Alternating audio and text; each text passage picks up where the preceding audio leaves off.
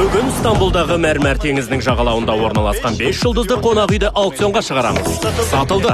Жомарт Канатович, новый владелец вашего отеля. Қонақ үйімізге қош келдіңіз. Стамбул наш! Сіздердің кім екендеріңізді білмеймін. Жаңа ғана отельдің иесімен сөйлестім. Ол кісі Амстердамда. Және қонақ үйді сатпағанын айтты.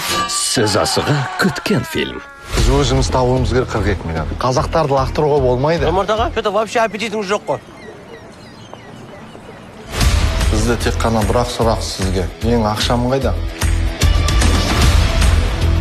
Қайдан келдіңдер? Атырау! Киелі! Ақтөбе! Абая Розабакиева. Ё-моё! Шашудан алыңдар, шашудан! Мы новые хозяева этого отеля. Қазақша бизнес Түркияда. Мен бүкіл қазақтарға айтыyorum. Олар енді Анталияға фик келиyorum.